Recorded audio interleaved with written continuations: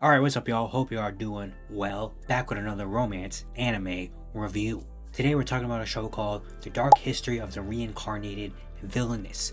It's an anime that came out late in 2025. I just finished watching it, and I really want to talk about a certain love triangle that kind of happens throughout the show. I thought it was really interesting to me, so I want to talk about it, and we're going to talk about it here today. Again, like I say in every video, trying to keep the one full video per week thing going. Trying to keep watching these shows. This one is coming out a lot earlier than what they mostly usually do.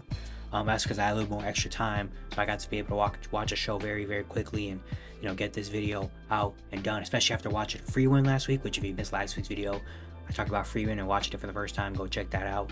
I think that maybe put a fire in me, to kind of keep going and watching more anime. So I think I'm going to be more consistent there, because honestly, I think I go through some dry spells. We'll watch anime and stuff, but that's a conversation for another day. But yeah, trying to keep the one video per week thing going and keep providing content. You've been showing a lot of love on the content recently, which I really appreciate it. So I'm just going to try to keep going and keep getting better at this. So yeah, let's finally get into the full review. So The Dark History of the Reincarnated Villainess. It came out late in 2025, and it's a show that's a lot of different things. There's romance, fantasy, drama, comedy. It's an isekai. The main character gets hit by a truck. So I'll just actually go through the general plot of everything before we dive into the romance. So the general plot is there is this young girl that when she was a teenager or younger, she loved writing stories and fan fictions basically. So she created this whole universe and whole story, about these princes and princesses and monsters, magic and all that type of stuff where a lot of imagination. She also had Chinibyo, where she basically was like, eventually I'm going to get called into this world. So I gotta keep writing this story and know everything about it. So eventually, when I get called into this world, and she was a very imaginative child, and she kept writing those stories. So eventually, she got older, became a regular office working lady, put down the story, basically forgot about it, and then she gets hit by a truck, ends up dying, and she gets reincarnated into the story that she wrote when she was younger. But she doesn't get reincarnated as the princess who she wrote herself after. She gets reincarnated as the main villain, which is the sister of the princess that's evil and wants to take out Princess Konoha. And now she has to live her life basically as Iana Magnolia, the main villain of the story that she wrote. And basically, though all the episodes are her trying to remember, what she wrote of the stories so that she can kind of get her way out of trouble. That's basically the plot of the show. It was a very solid show overall. It wasn't great, but it wasn't bad either. It was just kind of like a cool show, But I always recommend going and actually watching the original show and the original content and forming your own opinions, because I'm just talking about my own opinions, just some guy talking about it, But if you want to experience it by yourself, I always would recommend to go watch the show beforehand or after you watch this or whenever you want to, really. And during the show, a sort of love triangle kind of pops up a little bit between Iana and two other guys, and we're going to talk about all those moments starting now. So the first part of this triangle is a guy named Soul, who she wrote in. Soul is the butler kind of the house of Princess Konoha, and then Guilford, who is like the lover of Princess Konoha and the main guy, I guess, in the story she originally wrote. But Soul is meant to be the butler, but also he's a stone cold assassin that in the original story ends up killing Iana.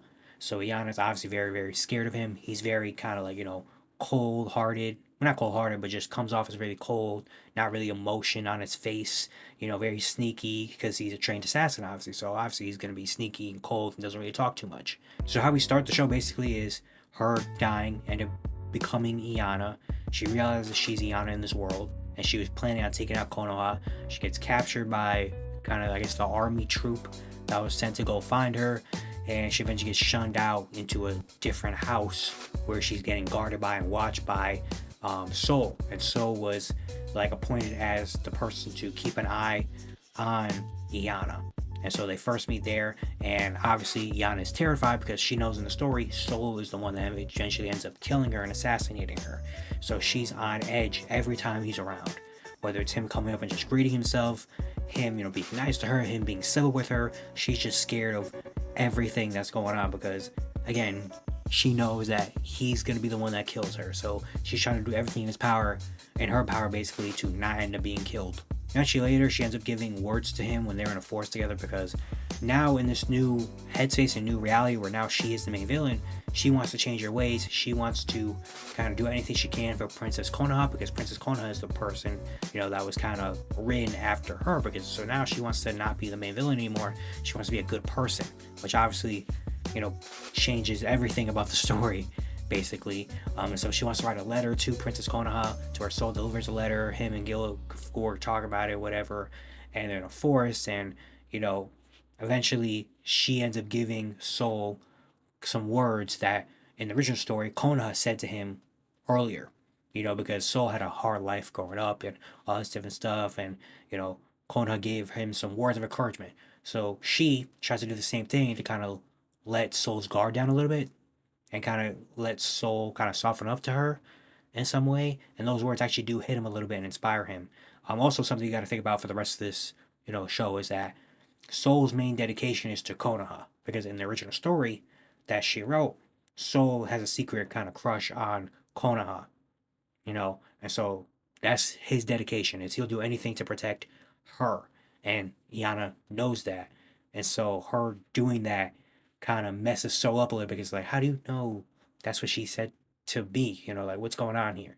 A little bit later, Yana tries to sneak out of the house and try to stop a certain attack that happens in the story, where their uncle takes Konoha and Gilliford to a city or whatever, and the uncle ends up taking out Gilliford and doing some bad stuff. So Yana wants to like not have that happen in this story. So Yana goes out, sneaks out, follows them, and then she ends up taking out the uncle.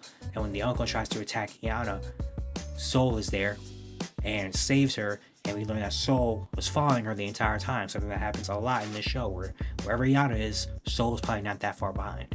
Later, in a different part of the story, where Konoha gets taken by some weird freaky demon monster whatever thing, and because Yana wrote the story, she knows everything, so she's trying to help with Soul and Gilliford and the entire army, trying to go find where Konoha is and save her and all that stuff. And Soul gets kind of weird, because it's like, why do you know all this stuff? Basically, because in this story as well, she kept her original mind, so she knows everything that happens in the story, but she doesn't tell anybody that. She doesn't want anybody suspecting that or anything. So she has to kind of play it off, her being so knowledgeable about everything. And Soul kind of gets kind of weird about it. And so Soul kind of has a little fan servicey kind of ballooning her on the tree and asking her, like, what do you know about the demon? Why do you know so much about everything? And you're going to see a lot of fan servicey, these type of moments throughout the show as well, which I'm not complaining about at all. Eventually, Iana finds where the demon is keeping Konoha. She ends up saving Konoha and standing up to the demon, to where Gilliford and Soul come out and save Iana from the demon, take care of him, and then Soul picks her up and carries her to safety in a very cute moment. Later, they all get invited to this certain ball, and eventually Soul ends up asking Iana to dance with him, which they do in a very, sweet and cute way. But then after the dance, he kind of breaks a little bit and questions her what her motive actually is and what she's actually doing. Because during this ball and dance, Iana remembers from the original story she wrote that if Konoha dances at this ball, she's going to get, asked to go on a certain quest. But because of the earlier uncle attack, where Iana saves Konoha and Gilliford, Konoha in that original story was supposed to get powers from that. But because that didn't happen, Konoha doesn't have actual powers, so she can't go on this quest, or she'll end up being put into danger, which is the last thing they want. So Konoha basically is like stopping anybody from dancing. Yana's trying to do anything she can to stop Konoha from dancing at anybody. I know I'm messing up names at some point. I'm going to do that a lot in the show. There's a lot of names to keep track of, alright? So if I mess up a name or two, I'm sorry. And seeing this, Soul is like really questioning, like, what are you doing? What is your motive? Are you actually trying to save Princess Konoha, or are you trying to do something? What is your motive here? Because again, his dedication is actually to Konoha. After this, Iana gets a little bit tired, goes to a certain room in the place where they're holding the ball to take a little break. And during that break, a fire breaks out. And everybody has to evacuate, but she's still in there. So Soul goes in and saves her from the fire attack, carries her in his arms, jumps out of the window, and all that stuff. And so at the end, Iana goes up to him and says, hey, thank you for all that. And he ends up saying, I'll continue to stay by your side so I can determine who you actually are and what you're actually doing, because it's such a, in his mind, it's such a crazy change from her being the main villainess and being a demon basically, to now her being this nice person trying to help everybody. It's very weird. And so he's trying to do everything he can to be like, hey, I gotta keep an eye on you. What are you doing? And now we get introduced to our third part of the triangle, which is a guy named Yomi. Yomi, the first scene we see from him is he comes back apparently from a long travel, comes to the castle, greets everybody, and when he sees Iana, he goes up to her and says hi, and basically says something about she's the woman that he loves, which is kind of like, whoa, okay, big part coming up here. At first, Iana doesn't know who this guy is and doesn't remember what this guy's deal is, but then she eventually ends up remembering why she wrote this character. Yomi is supposed to be the main love interest of the villainous Iana, and is supposed to be kind of like her right hand man and trying to take Konoha out, which you can see from the very start, because as soon as they see each other, Yomi tries to talk about the plan to take Konoha out, to where she now has to do damage control and keep him away from everybody, because she keeps trying to tell him, like, Yomi, we're not on that anymore. You know, I've changed, I'm not the villain anymore, we're not doing that. To where Yomi doesn't get it and doesn't really believe it. He comes to a lot of different conclusions, one of them being like he thinks that they're brainwashing her, this isn't the villainess I know, and all that stuff, what's going on.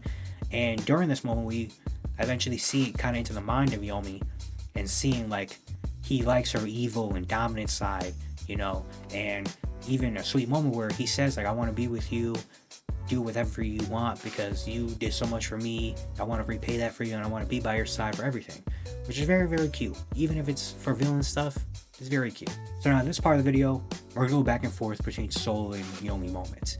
Originally, and when I do videos for like, you know, when there's two different love interests or whatever, I explain one side's moments, then I go to the other side's moments.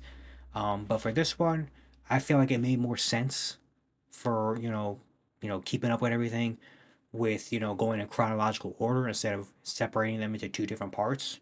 So I'm going to try my best to kind of differentiate which one is which, so hopefully you can follow along with me. Later, Iana is worrying about Yomi and everything that he's maybe planning on doing to take out Konoha or doing these evil things. And so Soul ends up finding her, worrying about Yomi, and they have a little talk to where he says he's worried too, worried to see if she's worthy to stand beside Konoha or not. Basically kind of his thoughts from earlier being like, what is your real motive? What are you doing?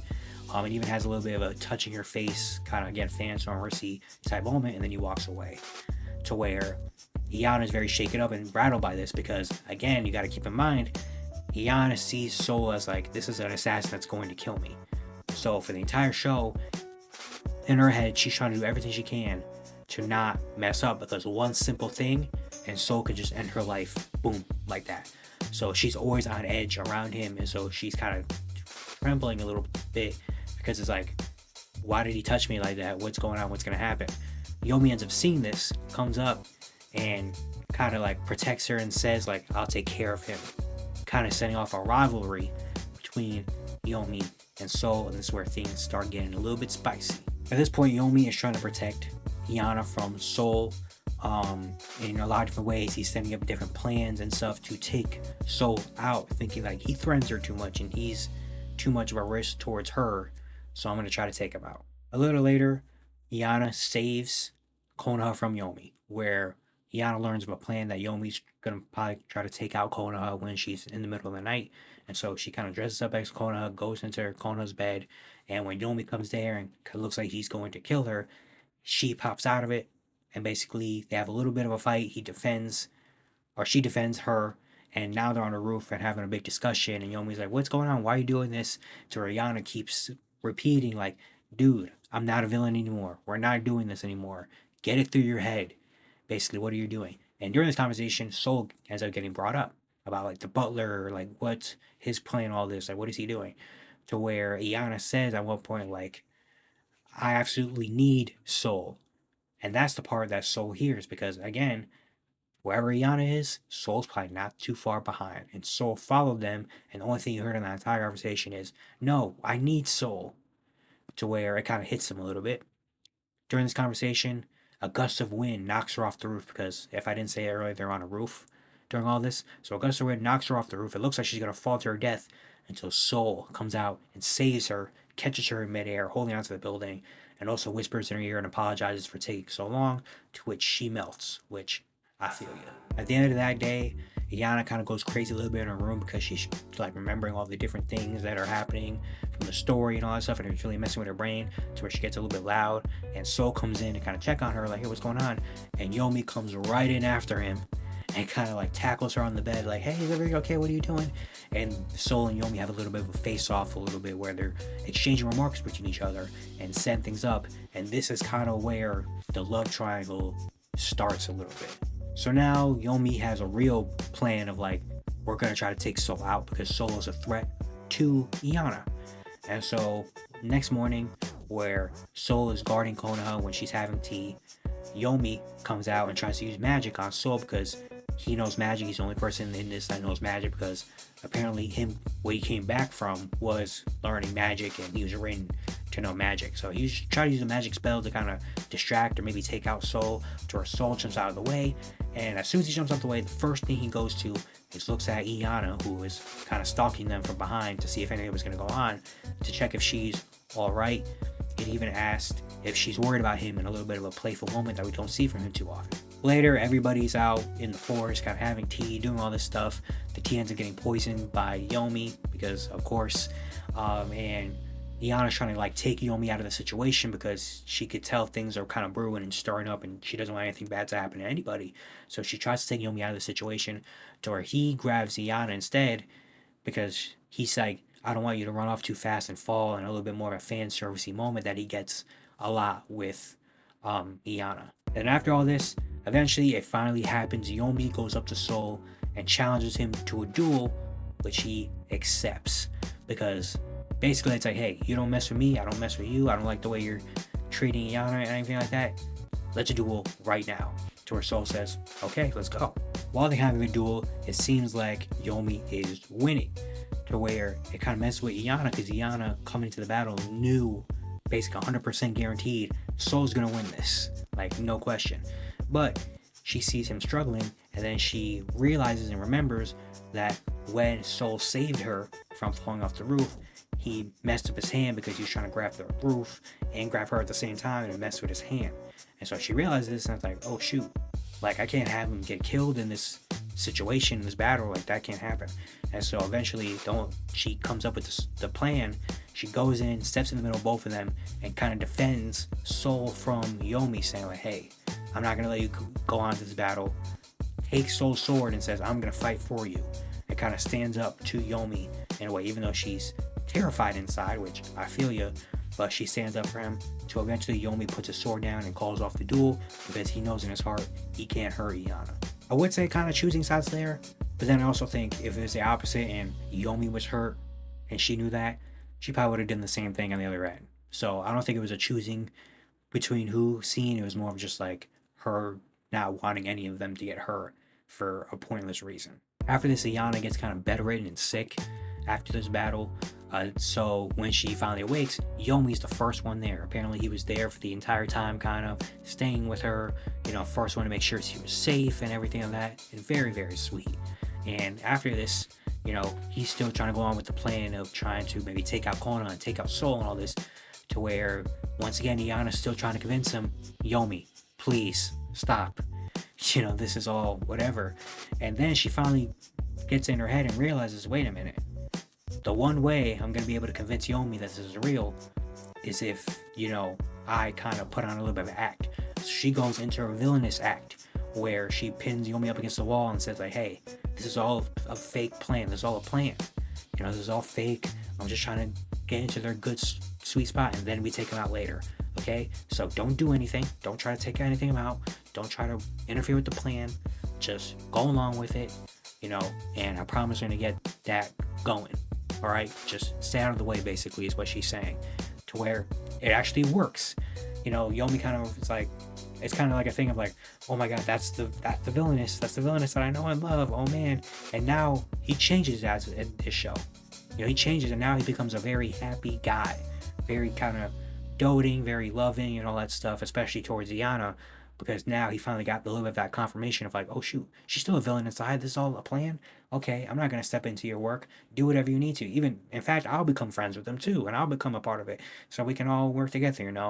And it kind of really changes Yomi from this point out. After that, while she's still kind of bedridden, Soul comes in later, brings her medicine, and there's a lot of moments that happen in this kind of span here. Bring her medicine, puts her back in her bed after she was up and around a lot, saying you still need to rest.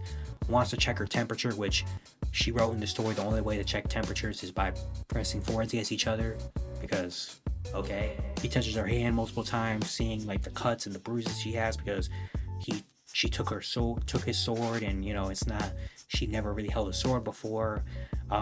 He says he doesn't want her to take responsibility for their actions, for the duel and everything, and finally ends it off with saying he would have spent his entire life regretting it if she died in that duel while being close to her on the bed, in a very kind of spicy-ish but very cute moment that kind of messes with Iana a little bit in the head. So it's all these moments where it's like fan servicey type of moments, and we're still kind of like thinking a lot about like what is Soul's actual intention a little bit here.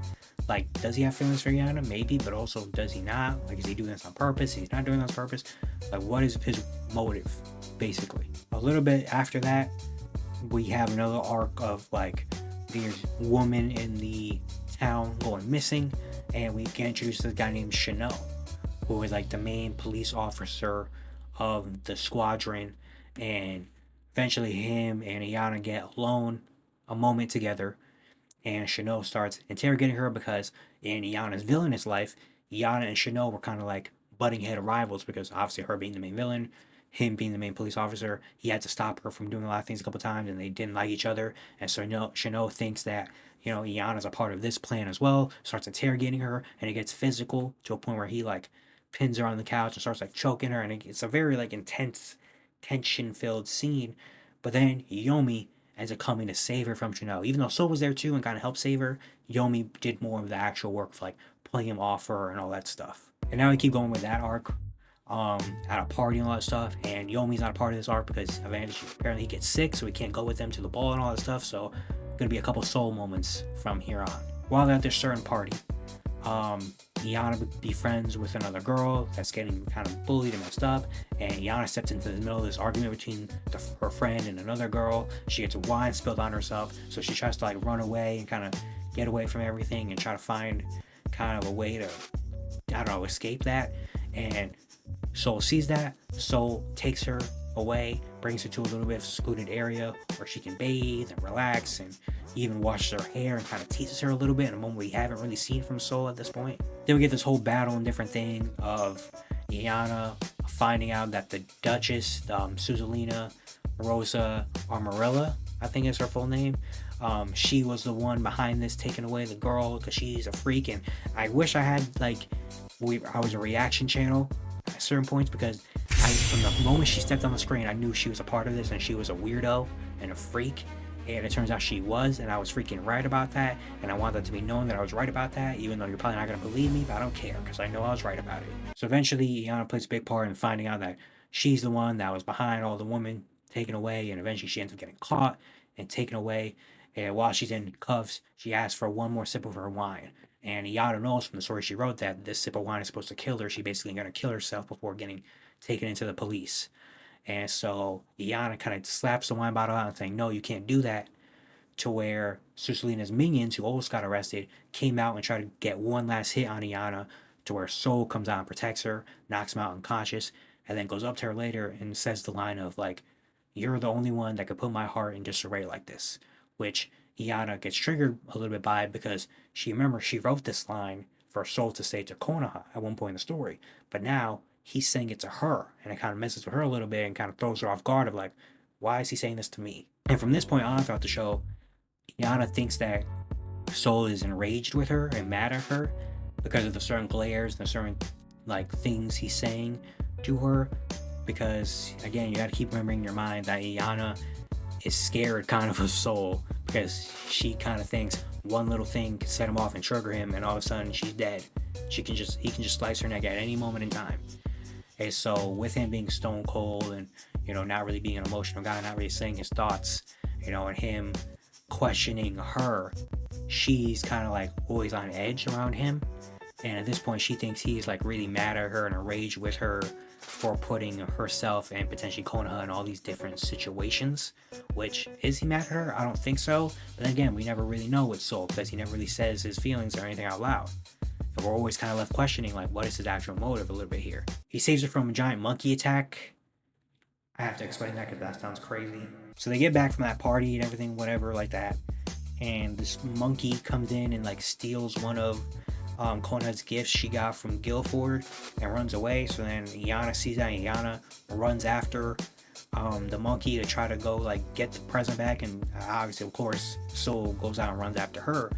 But also a moment while he's running after and trying to find where Iana is, Yomi, who's back in the show and now perfectly fine, stops Soul from chasing her for a second, and he kind of gives him a little bit of talk of saying like he shouldn't chase her so viciously, and basically saying like she can do whatever she wants, like it's on Konoha for losing the gift and all that stuff, and basically like chill out. To where Soul ignores him and keeps running after Iana, and under his breath while he's running away, Yomi says like, basically says F you, really boiling the blood, like they do not like each other at all. At least Yomi really doesn't like Soul. So eventually Soul saves Iana from the giant monkey attack that wasn't really a monkey, it was some weird spell or whatever. And after that, Soul kind of lets his feelings slip a little bit and tells her like, I want you to tell me things before you act on them. Because throughout the entire show, every moment, Iana is the type of person that just is going to go and do something instead of actually saying anything, because she doesn't want to let it slip that she's the creator of the story and she knows everything that's going to happen. She doesn't want to break the fourth wall, basically. And so Soul always is having to chase and run after her and everything. And so Soul kind of is like, hey, like, if you're going to do something, just tell me, please. And he goes on a little bit of a ramble about all the things that she's done and how he wants to know about them before she does them, and stop acting, tell me, because of all this stuff. And in Iana's head, he's saying this because she understands, like, what I do can also put Konoha and others in danger, and she knows Soul, his main priority is protecting Konoha. That's the one he cares about more than anything else. And so she takes this as like, okay, I understand you only want to protect Konoha, you don't actually really care about me, you just know that whatever I do can affect Konoha in a certain way, and you don't want to risk that, so that's why you always are up on me. So okay, that's fine. And then after that, Soul kind of looks at her in a way and says like, looks like he wants to say something back about that, potentially kind of letting more of his feelings slip about if he actually does care about her or not. But then it gets interrupted and it never gets brought up again, which is really unfortunate, because this probably was the only time we finally get to see inside Soul's head and be like, does he actually care about her or not? Like, what was he gonna say back to her in that moment if it hadn't got interrupted? Something we'll never know, maybe.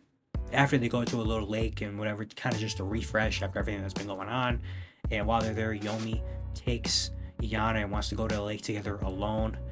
And yeah, Yomi is very like open, basically, about like, I love Iana, which is really kind of refreshing a little bit to see, because usually in anime and all that stuff, you see a lot of like maybe the secrecy, like you see it with Soul and Iana, where it's kind of like this weird game of like, do they not, what is really like, we can assume but we don't know for sure. Yomi is the exact opposite. We know like, hey, I love Iana, I want to be with Iana, that's just what it is. And I like that, it's refreshing a little bit. So now we get started with this other arc where they find these elves and help this elvish guy get back to kind of health after he got basically like jumped or whatever. And Iana remembers part of the story that's coming up where an elf town nearby gets messed up by a vampire that gets awoken, basically takes out all the elves in the town, and eventually that leads to demise for Guilford and Konoha and all that stuff. And at this point in the story, there's been things happening to where Iana either doesn't remember them, or the story is kind of changing a little bit in certain ways, and it's going a little bit differently of how she thought, and so she can't really predict the story anymore like what she has been doing. And so now she's like, okay, you know what, Elf Town, she kind of gets the plan of, okay, we're going to go to this elf town nearby and just check on the vampire and see if he's awoken or not, just trying to get out in front of it first before it could come back to haunt her, because again, now she's kind of walking on pins and needles because she doesn't know when things are going to happen or not. She doesn't have that full memory of everything, and not everything's going according to plan. So now she has to try to get out in front of things before they start, because again, she doesn't want to put Konoha or any of them in danger. And so she tries to sneak out at night to go to check on the elf town. But then, of course, who's there to stop her and be there? It's Soul, because he's always there. And Soul sees this, and Soul actually says, I want to go with you. Because of like the earlier conversation they had, where he was like, hey, if you're going to do something, tell me, please. Don't just act on them. I'm here to tell me. And he backs that up by being like, hey, you're going over out here? Okay, I'll come with you. And before Soul and Yana can leave out, Yomi sees this, and Yomi comes up, and Yomi tags along with him to go. For one, obviously to be with Yana, but two, to protect her from Soul, because he still has that hatred and untrustworthy thing towards Soul. They end up going to the elf town, all that stuff. And Yomi is still on the plan of like trying to take out Soul because he doesn't trust him. To where Yana sees this, and Yana has to scold him once again and kind of go back into that villainous role of playing around with Yomi, to where she's basically like, hey, down, stop, like, chill, please. And she even like grabs his face and says like, good boy, and all that stuff in a fan servicey type of moment or whatever. Soul sees this from afar, not hearing anything, but all he sees is her grabbing Yomi's hand and obviously putting the thoughts together of like Yomi being very open about his love for Yana. You kind of see when they touch each other, like he gets kind of, I guess, sad is how I would describe it. There's a look in his eyes that you don't see often. Like the only time you ever really see maybe the most emotion he's ever put out is that little look that he had, where you can tell he kind of got messed up by that look and kind of was like more of, maybe not jealousy, but more of sadness of like, damn, maybe again proving a little bit of his love. He actually does like her in that sort of way or whatever. But it was just a really kind of a little bit of eye-opening, like, whoa, okay, there was something there. And then they check on, they see the vampire case actually has been opened, and now the vampire's roaming around, to where Yana gets really like, oh shoot, something bad's gonna happen. So she grabs this like little spear that was in there and starts running towards the town without telling them. And Soul is trying to go after Yana, being like, hey, what are you doing? And Yomi ends up grabbing Soul and pinning him to a pole nearby. When he's trying to chase after Yana, and basically Yomi unleashes and gives him the business and lets it all out. He tells him, you're just a servant, basically just do what you're told to do, you're doing too much. But the main thing he really says that really sticks to Soul is like, you want to know what she's thinking, but you only want to know for your own sake, which is actually kind of like true. He says a lot of times like, I want to stick by you and all that stuff to know what you're thinking. He genuinely does want to know what she's thinking. But again, his main priority is protecting Princess Konoha, and he knows she's maybe the number one target, because again, in their heads, she's a villainess, and all of a sudden she's doing all these nice things. This is very weird still to him. And so it's kind of true. It's like he wants to know what she's thinking, but only because it's like if she's thinking bad thoughts, it could hurt Konoha, and that's not going to fly around me. To where Yomi's saying like, hey, like, you don't actually really care about her. You just care about her and what she's going to do towards Konoha. So you should, like, basically chill out and stop doing all this. And you could tell that really starts hitting Soul, because he kind of maybe sees, like, dang, he's probably right about that. Yana goes into town, sees that the entire town of Elves has been turned into zombies, and they're starting to chase her and try to attack her. To where Yomi and Soul come out and save her from the zombies, and Yomi's the first one to kind of pick her up and say, hey, like, you're not alone in this, you can tell us anything, just being a good boy. And you can see a change in Soul after that conversation he just had with Yomi, where Yomi kind of unleashed his feelings and says like, hey, you only want to know what she's thinking for your own sake. It hits Soul in a certain way, because you could tell from this point Soul isn't really giving a lot of feedback. He's just kind of like obeying orders. Like every time he's just like, yeah, I'll do whatever you say. Okay, that's what you want to do? Okay, fine. Not really giving his own input or anything. You could tell he's a little bit on edge and a little bit down about certain things. Eventually they end up getting betrayed by the elf that they nurse back to health. Yana and Soul get thrown into this little dungeon cell thing or whatever by themselves. And Yana also got bit by this guy, and it looks like she's maybe going to turn into a vampire. And while they're in this little cell, she has this spear that she grabbed from earlier, and she's kind of looking at it, pointing at it up or whatever. But in Soul's point of view, it looks like she's going to kill herself after just getting bitten by a zombie. And so Soul sees this and immediately acts, goes right into, takes the spear out of her hands, pins her down. It's like, what are you doing? Like, stop, don't do that at all. Eventually they end up getting out, saving the elves and all that stuff. And the last couple moments we see, we see Soul in the hallway back at the house, and Konoha goes up to him and notices, like, hey, he's kind of shaken up a little bit. He's kind of off his game. I've never really seen you like that. What's going on? To her Soul, in his own head, he never says it out loud, but in his own head, we see what he's going through, and we see he's thinking about his feelings and what they mean towards Iana. We see Soul, like, the first kind of thing he interacted with Iana was he was under the impression of, I'm guarding Iana, or I'm watching over Iana for potential execution order by Lord Guilford. So as soon as he says the word, execute it right there. And those are what my feelings are supposed to be. So I'm supposed to be kind of like her, watch the policing over her in a way. But then, and then even more, seeing like all the confusing things she's doing, all the acts she's doing, how she just turned from a villainess into this certain person, it's still very confusing. I don't understand her, and I still want to know more about her and like what's going on here. But then it's like during the part where he saved her from potentially killing herself, he didn't think about it. He just stepped in right away and did it. So his emotions are kind of getting messed with, of like, what do I actually feel? What's going on here? And Konoha notices this and gives him a little bit of a pep talk about, hey, but it shows that, you're thinking, it shows you have a heart, and you should just really follow your heart and all that stuff, to where Soul kind of takes this a little bit, advice a little personal, of like, dang, follow my heart, maybe.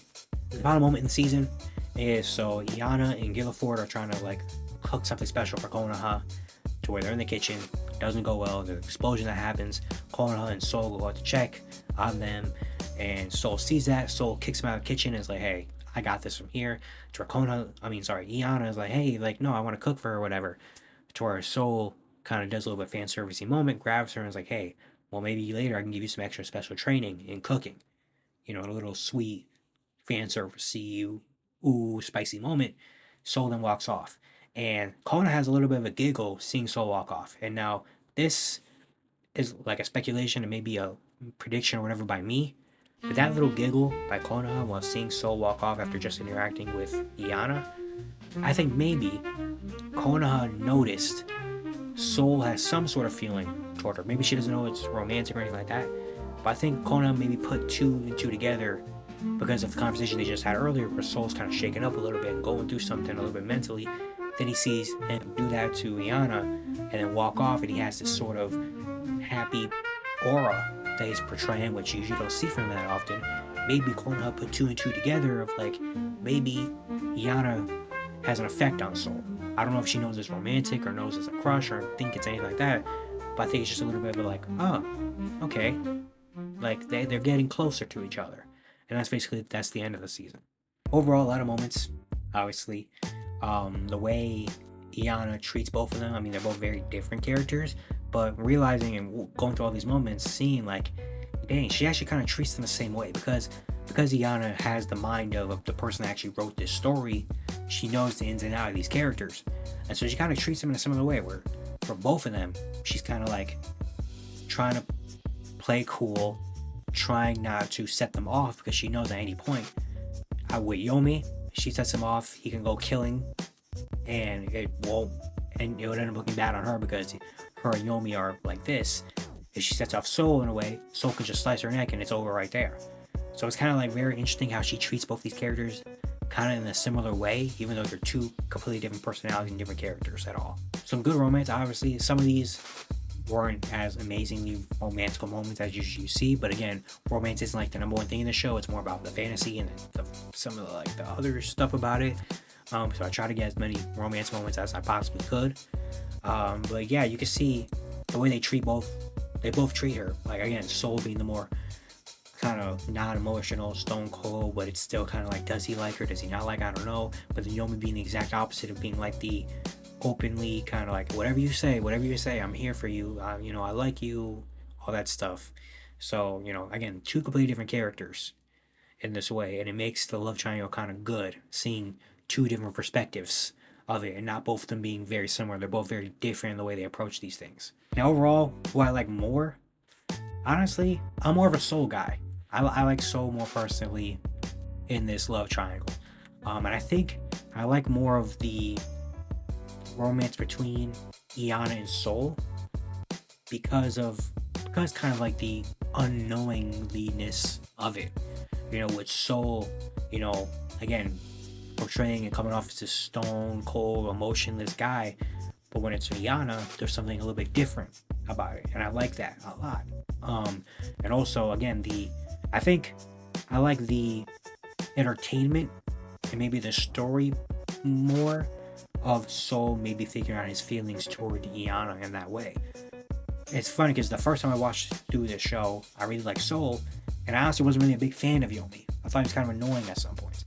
But then going back and doing the, like, writing down the moments and, you know, skimming through the show for the video, I'm putting the video put together, I look back and I was like, wait a minute, what? Like, Yomi actually is, like, way better for her.